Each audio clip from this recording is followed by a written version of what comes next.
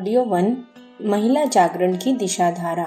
लेखक वेदमूर्ति तपोनिष्ठ पंडित श्रीराम शर्मा आचार्य। 2 शब्द। महिला जागरण उद्देश्य एवं कार्यक्रम शीर्षक से प्रकाशित पूर्व पुस्तक को आवश्यक संशोधनों एवं परिवर्तनों के उपरांत निम्नलिखित 2 शीर्षकों से 2 पुस्तकों में विभाजित कर प्रकाशित करने में हमें अत्यंत हर्ष हो रहा है।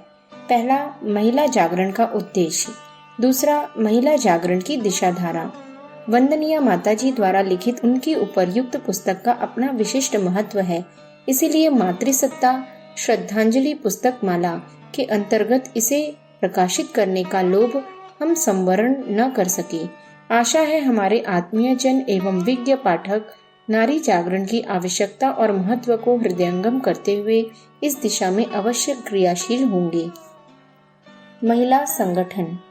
जहाँ भी महिला जागरण का संदेश पहुँचे, जहाँ भी उसकी उपयोगिता समझी जाए, वहाँ इस अभियान को बढ़ाने के लिए पहला कदम स्थानीय महिला संगठन बना देने के रूप में उठाया जाए। नारी समस्या किसी व्यक्ति विशेष की कठिनाई नहीं है जिसे एकाकी प्रयत्न से हल किया जा सके।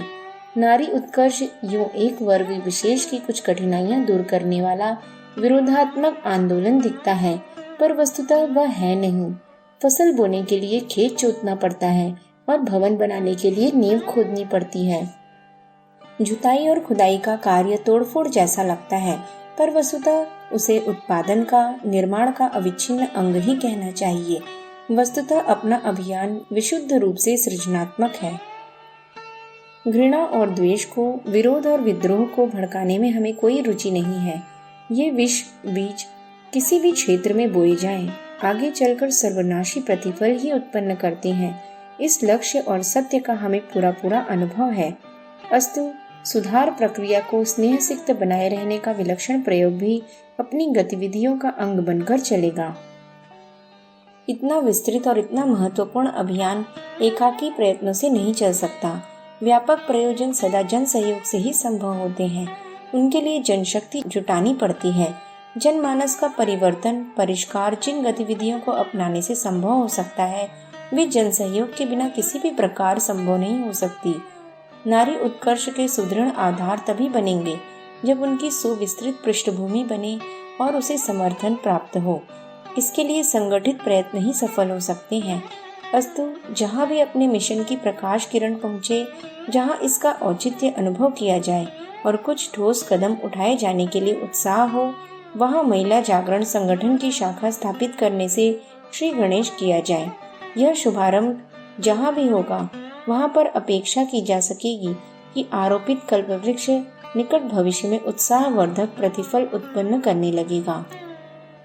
अभियान की सफलता का सबसे बड़ा लाभ पुरुष जाति को मिलने वाला है।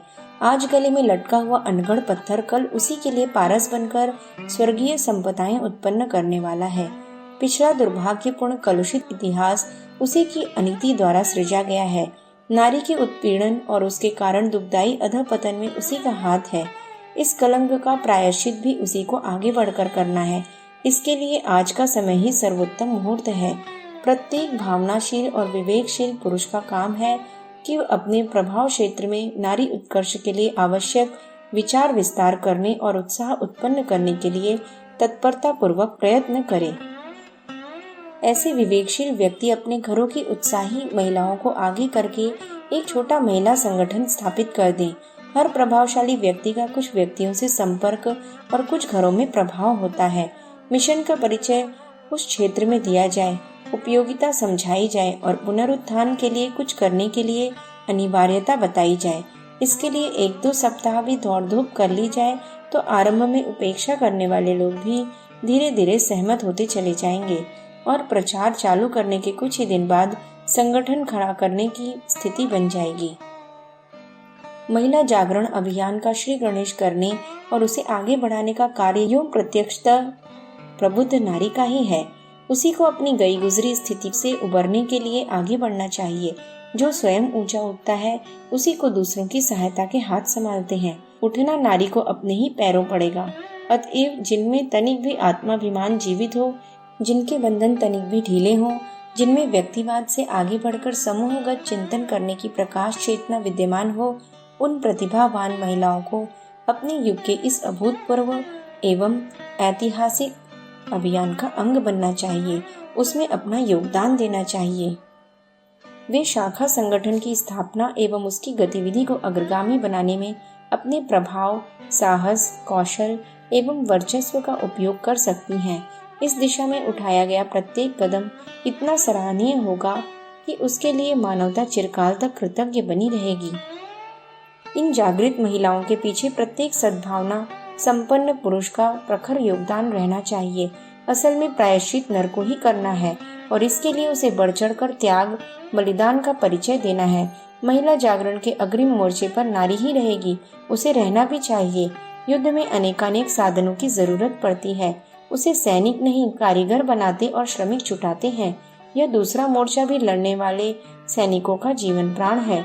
वस्तु हर वर्ग के भावनाशील परिजनों को महिला जागरण का दूसरा मोर्चा संभालना चाहिए।